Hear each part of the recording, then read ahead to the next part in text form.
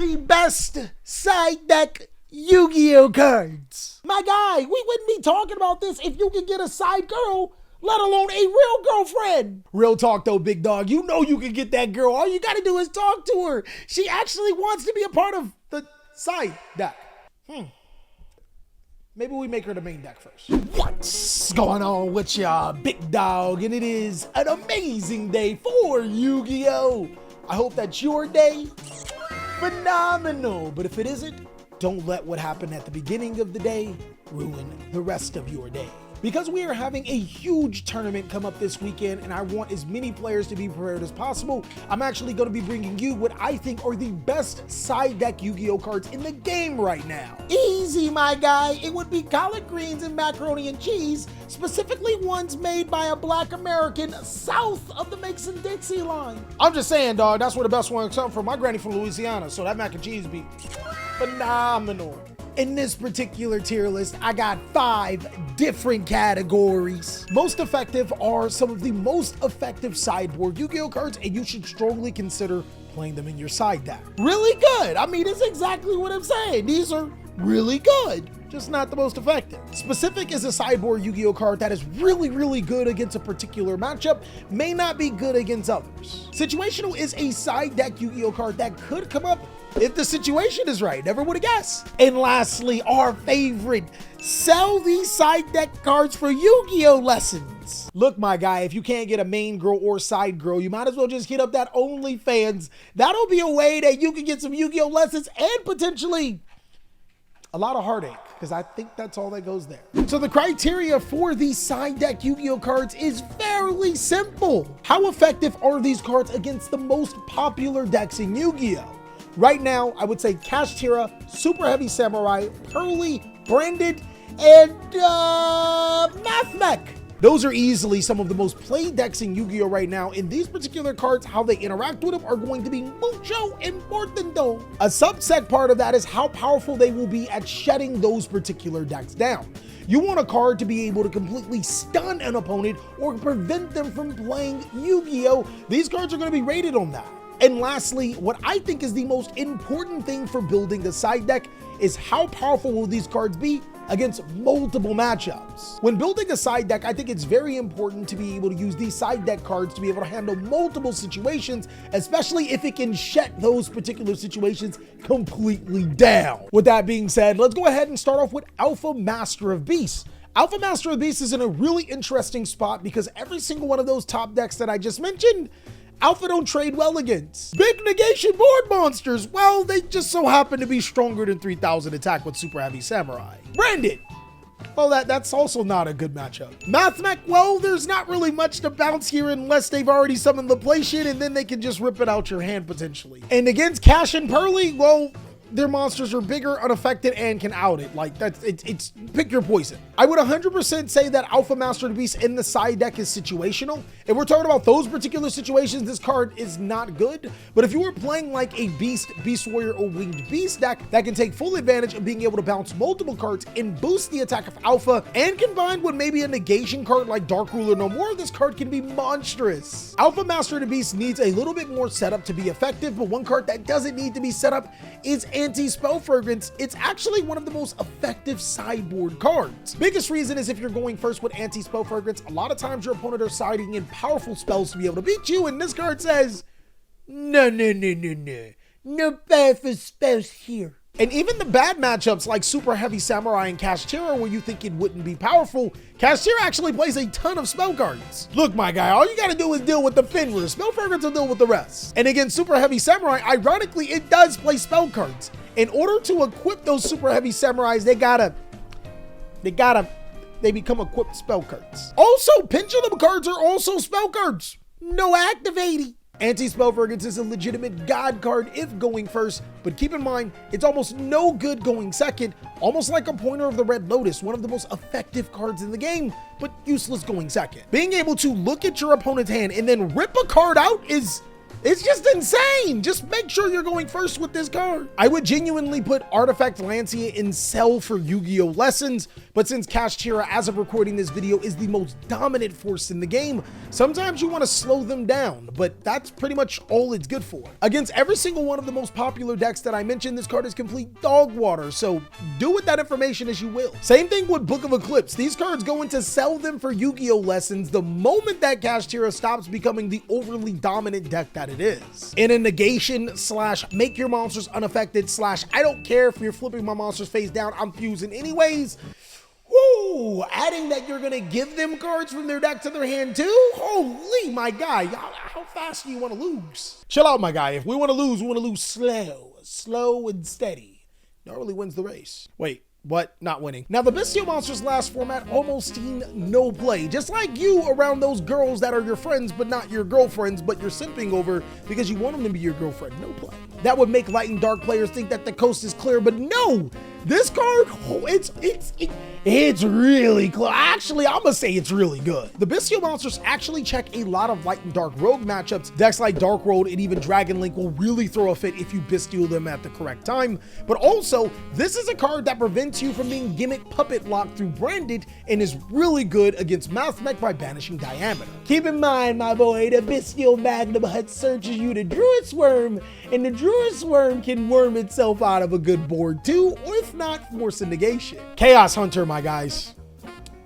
Yeah, go ahead and sign up for my Matafi for those Yu-Gi-Oh! Lessons. In all honesty, I don't have a Matafi yet, but I will have an OnlyFans very soon. But before that, I actually have a Patreon that you can sign up for.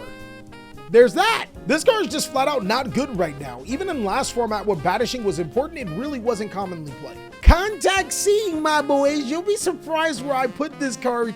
It's actually kind of specific. This card is actually good against the Branded matchup if they don't respect Contact C and aren't playing the necessary fusion material, but where this card really shines at is against Pearly because they can't use this for an Xseed summon. They play no sixes! They play no sixes! They ain't got no bitches!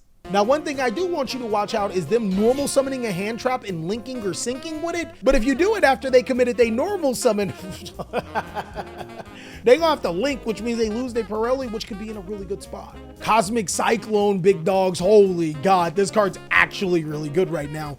I gotta take it back from when I said board breakers, but to be fair, this card should have never been considered a board breaker. Banishing Super Heavy Samurai, Peacemaker, or Soul Piercer. Phenomenal! There's also the Wukashi and the Big King Bin. Being able to banish a Kashtira Birth, Preparations, Big Bang, or their field spell card, preventing them from searching. Oh, in the Pearly matchup.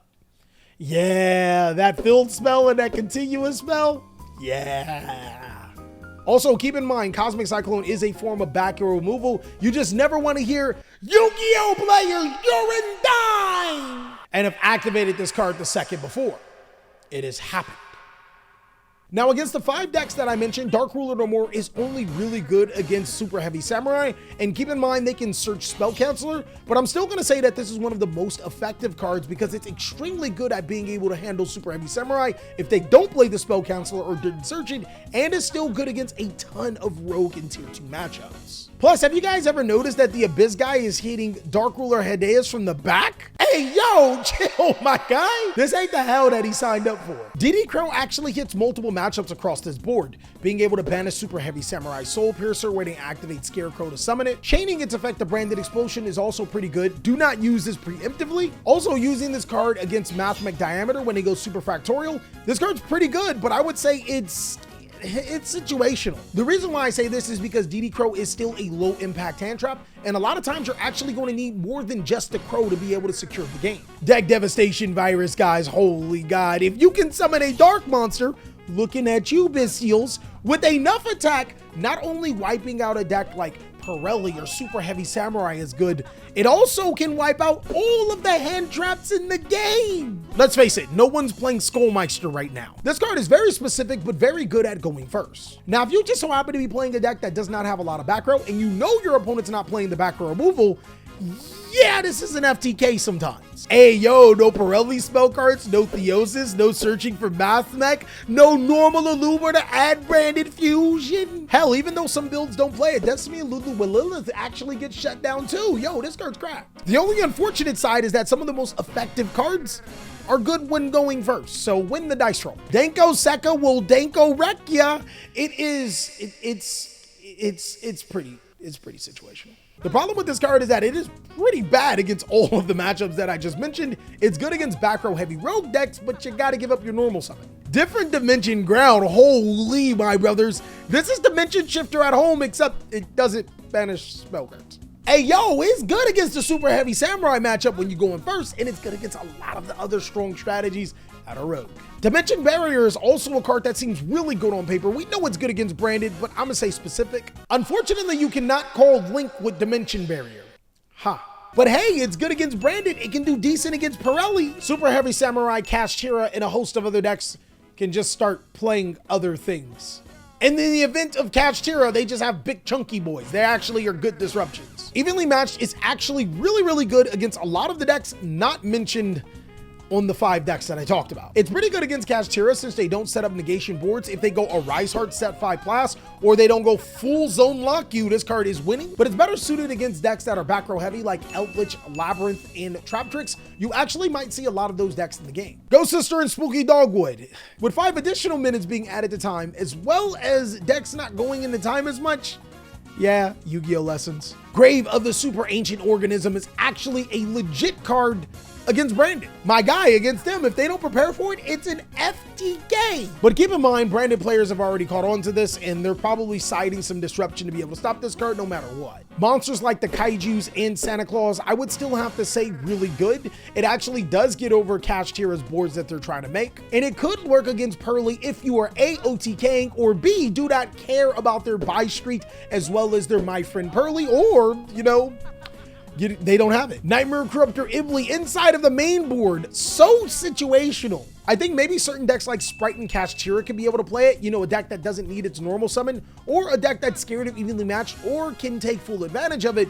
But I don't think it should be in every single Yu-Gi-Oh! Sideboard. Kutakara, the Divine Carnate, I would 100% say is one of the most effective monsters in the game. The difference between this and a kaiju is that this is a chunky body on your field and a resurrection every single one of your end phases. I would also have to say that Lava Golem is extremely good. Sometimes if you can give her your normal summon, Tributing 2 is better than 1. Lightning Storm virtually does nothing against some of those top decks that I just said, but it is good because it is a form of monster removal and back row removal against a lot of good rogue decks. Also, I did lose to Raigeki, so I don't think I can put this any lower. I am going to punch top deck TJ when I see him again. Magic Deflector is actually a good card going first against Pearly, but other than that, it's okay. Look, if you got some serious Pearly hate, let me know. Use this card. Nibiru is actually insane in the sideboard. I would actually have to say, if you notice your opponent is not respecting Nibiru, side this puppy in. To be honest with you guys, no one's respecting Nibiru and is a great card to use. Just don't use it against me. You know what? I'm not even playing a deck that Nibiru could be used, so don't side it against me. Don't main it against me. I don't want to see it. Come on, guys. 5 summons is the way of life. Performable Rainbow Magician is thought of to be the answer to Super Heavy Samurais, but Super Heavy Samurais are now playing cards like Archfiend Eccentric, Mythical Beast Garuda, and Mechanical Hound.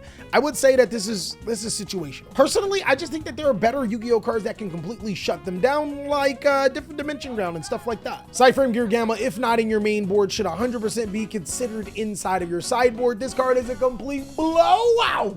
Yo, you going second? Gamma, their most effective monster. You going first? Spell card? They negate? Gamma. It actually helps that Cell Stardust Synchron is a better on the floor with Gamma now. Retaliating Sea is actually a goated God Yu-Gi-Oh! Card against Pirelli. Bro, not only does it banish all their spell cards when they get rid of it, you get Contact Sea.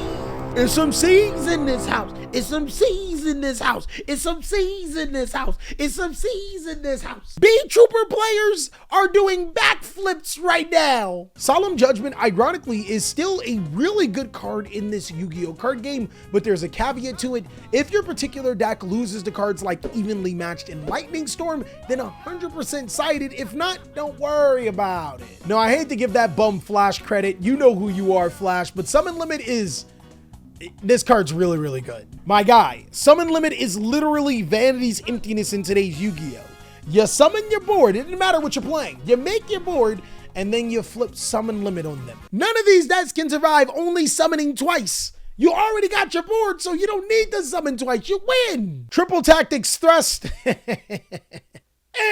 I would say is pretty good in a lot of Yu-Gi-Oh matchups. Allows you to be able to search the normal spell card or even the trap card that you need. What I love the most about this card is if you're playing a deck that actually relies on normal trap cards, using it when going first if your opponent hand traps you, you can just get the trap card that you were looking for, like the Fluunderese trap card or the Exo Sister trap card, but I'm not trying to nudge you in a particular way. Twin Twisters.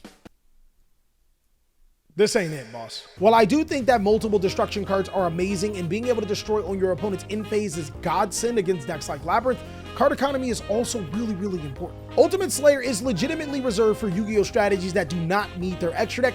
Go ahead and put Ultimate Slayer inside of your sideboard or your main board and destroy your opponent's board as long as it isn't a macro card on the field. And of course, the Ball Boy. Great beast of the sky, please hear my cry. Yeah, I mean, come on. Kaijus are goated right now. You catch your opponent slipping, you big pimpin'. You give them the Ball Boy, and now they simpin'. And lastly, Exceed Reborn. I actually think that this card is really good. It can actually address the Kashtira board a lot of the times, but more importantly, it's really good against Exceed-based decks and Pirelli, so it has a lot of versatility. And that's all that I have for the side deck tier list. I really hope you enjoyed this video. If you think that there's a particular card that I may have forgotten about, let me know down below in the comment section. But also, be sure to check out these other amazing videos, as I'll catch you on the next one.